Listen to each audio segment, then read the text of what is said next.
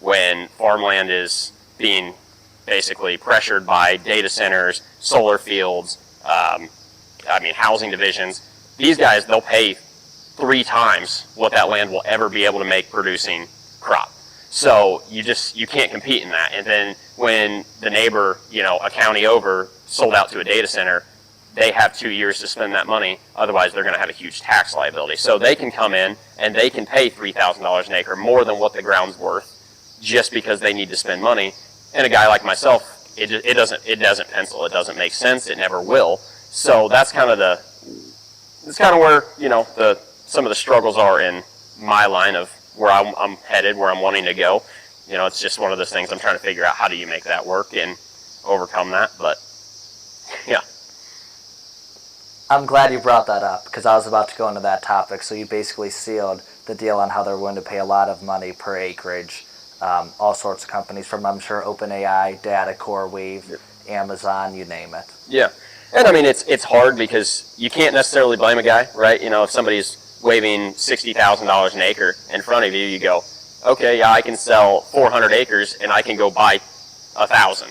You can over double the size of your farm overnight. And for you and your family, that probably makes a lot of sense. And, it's hard for somebody to go, wow, yeah, if I was in that position, I would absolutely say no. Now, me personally, I value the land, and I would like to say that morally I never would sell out to those. But, everything kind of has its grounds. We have a lot of windmills out here in the county, and a lot of people would probably say they hate those. Me personally, I don't necessarily mind them. I don't think that I don't think they're necessarily the answer to the problem they're trying to solve.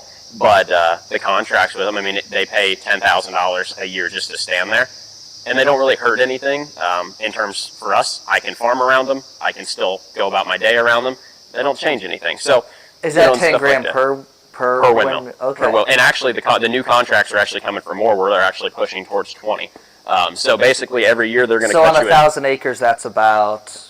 Depends. Well, it depends on whatever. So it's per windmill on the farm. So say we have an 80-acre field that's got 2 windmills on it. That's per windmill, say 10 grand each. That's 20 grand. Or say they were paying 20 each. That's 40 grand just for them to be on there. And you can still farm around them. You can still function as you need to. There's basically a lane and 2 windmills. So it doesn't really disrupt you. And if you're a guy like myself, that's actually going to look beneficial, because every year that windmill is helping pay down that mortgage a little bit.